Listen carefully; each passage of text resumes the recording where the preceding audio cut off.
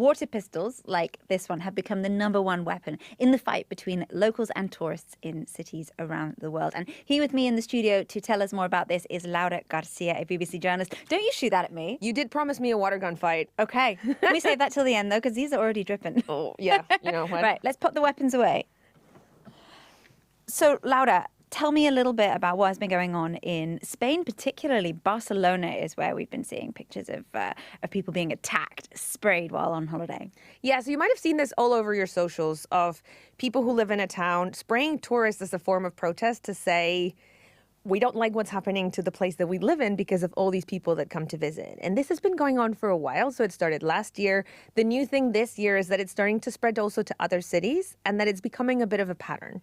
Nevertheless, even though the pictures we've seen are mostly from Europe of the water gun pistols, that symbol or that question or that discussion about how do we handle when loads of people want to visit a place and do it sustainably so that the people who live there can also live there, it's happening in cities all over the world. That is what we're going to be getting into today. And we're going to be asking a really difficult question. I love traveling. I love going on holiday. But see what my face is doing? I don't. This is like the hardest question. Should we maybe not be going on holiday at all or as much? That is coming up today on What in the World from the BBC World Service. I'm Hannah Gelbart. So, Laura, let's go back to find out what actually triggered all of these protests and when these relationships between tourists and locals, when did they start to sour? So the most recent thing that we've seen is particularly in Europe. These protests started about a year ago, and they're focalized in some of the cities that get loads of tourism. So you might have heard about it from Barcelona in Spain, that gets something like 25 million visitors a year, which is insane. Or Venice in Italy, beautiful city, but also gets loads and loads and loads of visitors. But it's happening all over the world. The pictures that we've seen are specifically from Europe, but that conversation is elsewhere. And it focuses on three things. One is housing.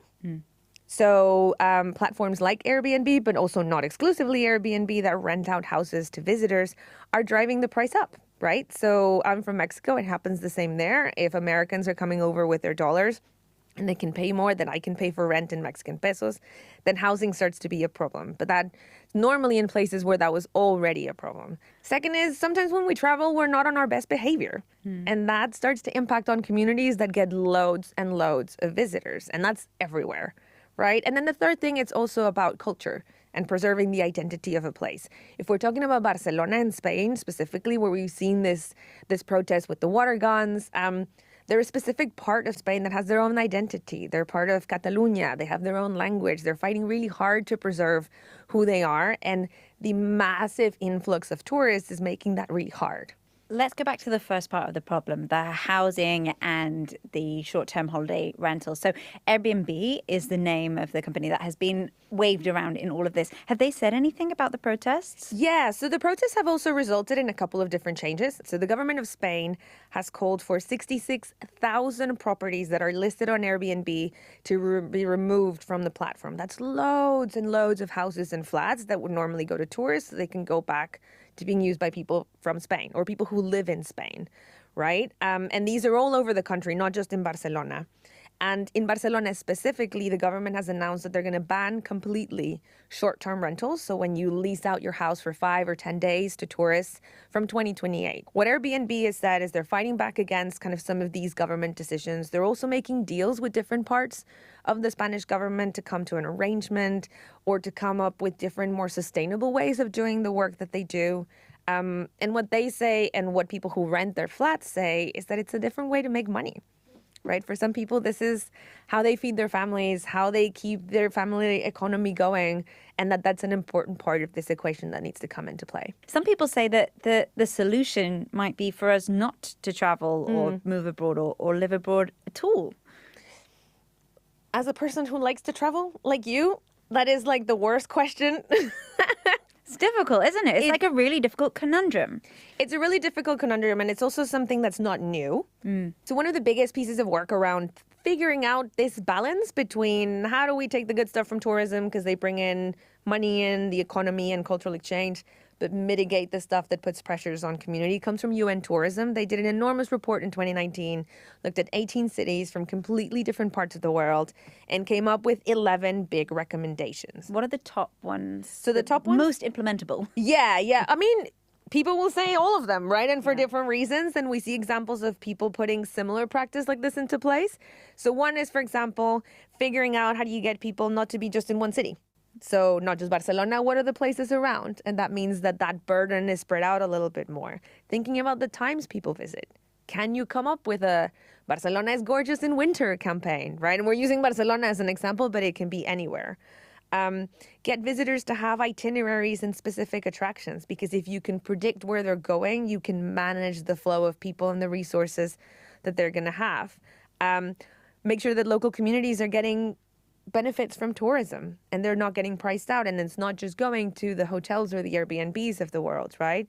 Improving city infrastructure and facilities. I was going to give you the top ones, and I'm reading all of them because they all echo into some of the things that we've seen cities try to do, right? Like engage with the locals, engage with visitors, make sure people understand what they can and can't do, setting structures so that governments can monitor what's actually going on, right? And get data, because data helps you understand whether things are working or they're not working or what needs to change. But what can we do as tourists, as people who love traveling? What can we do to build that relationship and to treat places better when we go and visit them? So I think that's a really complicated question. And reading around this story, I realized that I'm not even going to use my words. I'm going to use the words of better people who have thought about this for longer. Because everyone that I've read recognizes, and even it comes from the UN and the World Trade Organization, recognizes that tourism is a good thing. It brings jobs. So UN Tourism estimates that 1 in 10 jobs all over the world come from tourism. It helps us learn about each other. You learn languages, you understand other cultures, right? It makes you imagine different ways of existing in a way that you might struggle if you never get to see a place. But it also puts a burden on the people, the infrastructure, the natural resources, the animals that live in a place if we don't think about it, right? One of the people that I found that has written a book called Beyond Guilt Trips, Mindful Travel in an Unequal World. So they've really thought about this question, right? The answer that they give to should we travel or not is a writer called Anu Taranath, who's also a University of Washington, Seattle professor. They say, yes, travel, but be mindful, right? Be present. Traveling is an invitation to think more carefully about our good intentions and where they really need to be challenged. And then, I don't know if you've heard of a website called Roads and Kingdoms. No, I haven't. So they're a travel website that does kind of like hidden stories, things you didn't know about a place, trying to hit that kind of unbeaten path. So the co-founder of this website, who also writes about travel extensively, the reflection that he invites us to make is that however we want to or not, your frequent flyer status, what class you fly on or not, whether you take a bus or a train, or all of these things are already divisions of who we are according to money and class. And that separates us further from the locals. And that separates us further from the locals. And if you start from that point, then it maybe helps you think a bit more empathically about being there. There's also a really interesting part of academic study in the psychology about whether traveling actually makes us more empathetic to people. And from what I've read in the research, the kind of summary is, yes, it does, but you have to think about it. And we also got some advice from an ethical travel influencer. This is Joy Malonza. Ethical travel means asking intentional and difficult questions about the places that you want to visit, seeing them as people's homes, not mere tourist destinations. Here's some questions to get you thinking about ways you can travel more ethically. Number 1, who benefits from my travel? AKA, who owns the hotel I'm staying in or the tour company I've hired? Are you contributing to the local economy or just passing through? All too often, mass tourism is justified by the assumption that local communities automatically benefit from tourist dollars. But in reality, most of that money never actually makes it to the local community themselves. There's a concept called leakage rate. This refers to the percentage of tourism revenue that leaks out of local economies instead of being reinvested locally. The numbers are alarming. In the Caribbean, for example, leakage rates can reach up to 80%. That means the majority of your spending isn't supporting local workers or infrastructure. It's padding the pockets of executives abroad. One powerful way to combat this is by staying at locally owned accommodations, eating at independent restaurants, and getting really good at researching who owns the businesses you support. Another ethical tourism strategy is choosing culturally immersive experiences. When crafting your itineraries, opt for community-led experiences like walking tours, cooking classes hosted by home cooks, and storytelling sessions hosted by local guides. Prioritize activities that honor the histories and creative legacies of marginalized communities. Support artists, musicians, and creatives and small collectives who are preserving ancestral knowledge. But ultimately, it's not about perfection, it's about intention. You're not always going to get it right, and that's okay. Ethical travel isn't about getting everything perfect, it's about caring enough to try.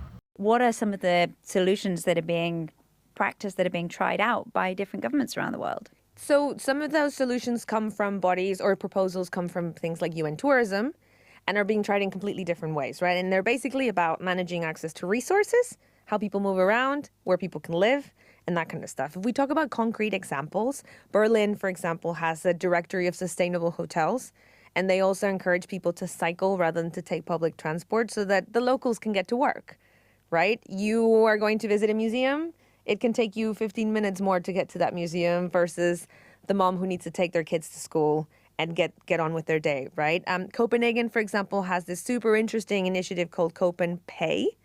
And for example, if you ride a bike instead of using public transport, then you get to stay longer, or you get a freebie, or they let you rent your bike for free. So it's kind of like encouraging those kind of things. And there's even some places who are limiting the number of visitors, and it's actually working better for them. So I'll give you an example from the Cies Islands in Galicia. So this is the northern part of Spain. It's this beautiful natural resort on an island, and it was getting absolutely overcrowded because it's so gorgeous. And what the government decided to do was to cap how many people can go in different times of the year. So summer and winter have different caps for them. And at the beginning, it was a bit weird and people didn't know how to react. But now that it's been going for a while, and because they have an easy system where you can book and you can see when you can go, their tourism has become more stable. They used to get only loads of visitors in the summer, and it was unsustainable. And now they get visitors all year round. People get organized, they plan their trips, they figure out when to go. In Mexico, for example, the government, Airbnb, and a couple of local partners have come up with 14 travel sustainable things that you can do that are done in partnership with the local indigenous communities. So that money stays and it spreads and it showcases and it preserves things like traditional coffee, like chocolate making from cacao beans, or weaving baskets, and those kind of things that are built with the community, with the government, or led by government and community, but bringing in the private sector like Airbnb. So of all the things that I found researching for this, the kind of thing that stood out the most to me is that Palau, tiny island in the Pacific, has actually changed their immigration process. So when you land to Palau, like with loads of other countries, you have to show your passport, fill out a thing, tell them you're there. Palau also makes you sign a declaration that is written on behalf of the children of Palau. And I'm going to read you the beginning. Children of Palau, I take this pledge as your guest to preserve and protect your beautiful and unique island home. You get more things. And then the last line, which I think is really key. The only footprints I shall leave are those that will wash away. And it might be a symbolic thing, but the fact that they make you sign that and think about it and read it before you get a place that lives off of tourism, but that is gorgeous and has its challenges, seems like a really unique way to tackle it. And the research around honesty oaths, because this is essentially an honesty oath, shows that they don't necessarily guarantee that people are going to behave differently, but making you stop and think and read and sign a thing does change behaviors a little bit in the long run, and it builds a culture. So maybe that's what we do. We just take pledges wherever we go. And governments need to think about the wider structural issues that organizations like UN Tourism have been pointing out for a while now. Oh, Laura, thank you so much for coming into the studio. Pleasure as always. And thank you for being with us for this episode of What in the World from the BBC World Service. I'm Hannah Gelbart, and we'll see you next time.